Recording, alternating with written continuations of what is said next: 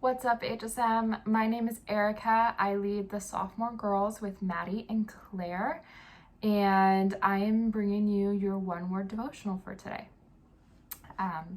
So when I first started thinking about what in the world I was going to be talking about for this devotion, the first thing that popped into my head was John 11:35, which is Jesus wept, and also the word grief.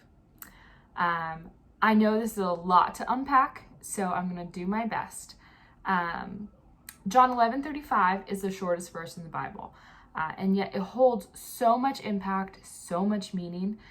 You see in John 11:11, Jesus' friend Lazarus had just died. Lazarus was close with Jesus. Jesus had actually stayed at his home when he was doing ministry. Jesus knew Lazarus was going to die, but he also knew that Lazarus' death was not going to be a permanent one. You see in John 11:3-6, it says, "So the sisters," which is Lazarus' sisters, "sent word to Jesus, 'Lord, the one you love is sick.' When he heard this, Jesus said, 'This sickness will not end in death. No, it is for God's glory, so that God's Son may be glorified through it.' Now, Jesus loved Martha and her sister and Lazarus. So when he heard Lazarus was sick, he stayed where he was for 2 more days." So what does this all mean? Why did Jesus weep if he knew Lazarus would not die? Why would Jesus stay where he was for 2 more days?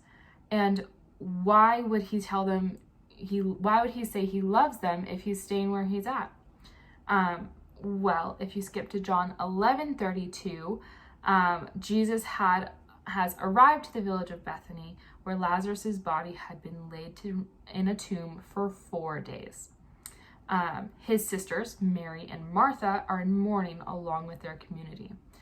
Mary had fallen to Jesus' feet and wept, crying out that if Jesus had been there, then her brother would still be alive. Verse 33 says, "When Jesus saw her weeping, and the Jews who had come along with her also weeping, he was deeply moved in spirit and troubled. 'Where have you laid him?' he asked. 'Come and see, Lord,' they replied. Jesus wept." You see, Jesus was moved by the tears of Mary and Martha. God saw their grief, and this is very, very telling to us. This tells us that God sees our tears, that God is touched by our tears, that God remembers our tears, and that God acts to dry those tears. I feel that 2020 was just a year of grief. It was a year of tears and a year of sadness, a year of grieving the loss of school, of in-person relationships, some grieving even deeper things, grieving the loss of loved ones or the loss of security, as so many events happen in our world, in our country, and in our homes. But I want you to hear this. God sees your tears. He feels your tears. He feels your pain. And he is standing beside you for each moment, ready to dry those tears. John 11:44. Lazarus rises from the dead after Jesus speaks a prayer to the Lord, Lazarus, who had been dead and in a tomb for 4 days. Can you imagine that? Being in a tomb for 4 days.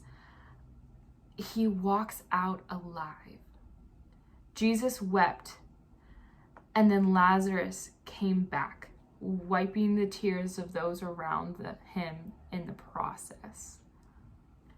Whatever grief you have going on in your life, whether it is grieving the loss of normalcy, grieving the loss of hugs or hanging out with your friends, or grieving the loss of going to school, or even harder things like grieving the loss of loved ones. Jesus has seen your tears. I want to encourage you to go into 2021 knowing that Jesus is here, knowing that he sees you, that he feels your heart, he knows what's going on, and he is going to act to dry those tears, and that Jesus is here for you guys. I hope this kind of struck something in you guys, and I hope you have a good rest of your week. All right.